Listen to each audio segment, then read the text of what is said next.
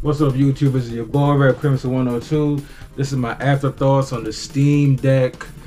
What I think about it, my hands-on time with it. I've had around close to a month now. I've owned this device for basically a month now, so I'm able to tell you my thoughts on it. It's a dope system. Of course, you already know you can play AAA games on here, emulation. You can pretty much play every system on this console, which is dope. I love the analogs on here. The buttons on it are pretty decent. Shoulder buttons are okay. What I hate about it is the battery life. The battery life is what defeats the purpose of this thing even being portable. It's a 40 watt hour battery that's in there. Not too familiar with the specs and what does that mean, but I've heard people say you can get 4 to 6 hours out of this thing. If you can get 4 to 6 hours out of this thing, please let me know how you do it.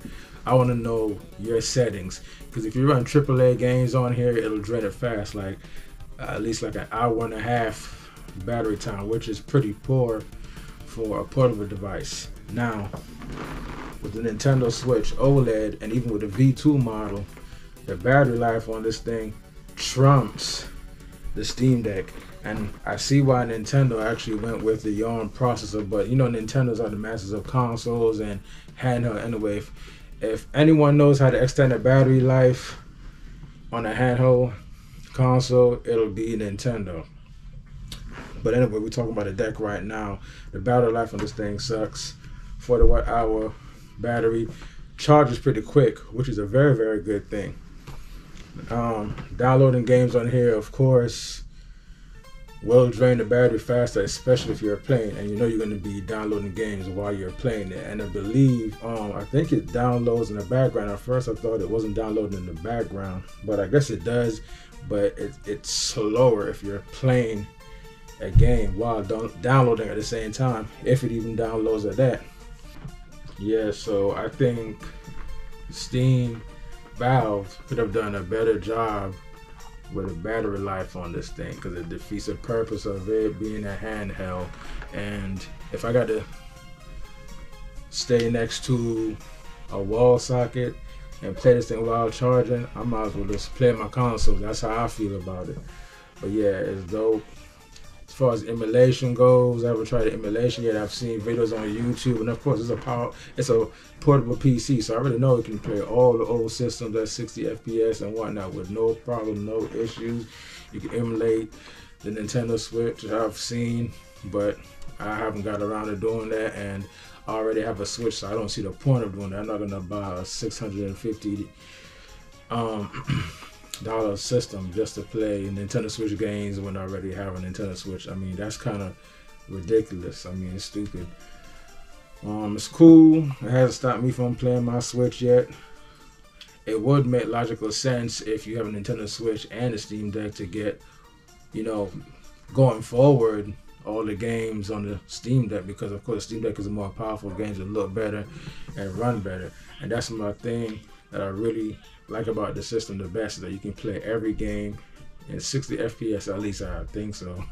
I mean, I've seen games running in 50 FPS, 40 FPS, and which is cool. It's still better than 30, but majority of the games you can pretty much play in 60 FPS. But you know, I was playing games like an old game like The Evil Within, which is one of my favorite games, and the battery life on that game lasts me, I want to say, at least an hour and a half, maybe hour and a half, or hour 45, maybe even 2 hours. But I know it went from 100% to 11% in, like, when I checked, like over an hour and a half, whatever. That was kind of crazy to me.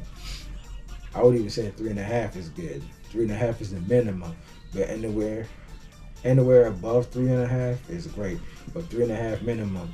And lastly too, I remember the Game Gear back in the days, they had a peripheral where you can actually attach a battery to the back. It would have been cool if, you know, the deck did a similar situation where you can attach a battery bank to the back of here, or like a custom battery bank that'll give you the 4.5+ hours, like a little flat battery bank that goes right here.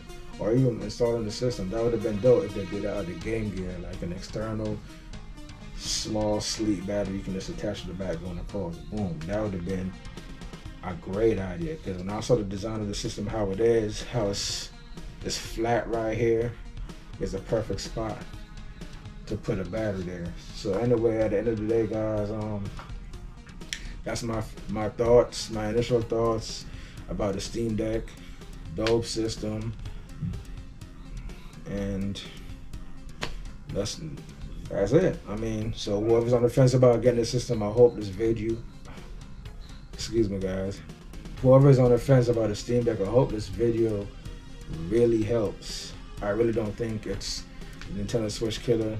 Nobody can't kill Nintendo when it comes to handheld. They invented handhelds, and if anybody can perfect it, it's Nintendo. If Nintendo comes out with a more powerful Switch that can play all games 60 FPS, 120 FPS even, it's a wrap for the deck. And if you look at the sales right now, the Switch is still in the lead. So there you go. People can talk all that crap they want about the Nintendo Switch, but it's still the best-selling console right now, best-selling hybrid right now. Nobody's messing with them. That's just facts, regardless of how you feel about Nintendo and the Switch.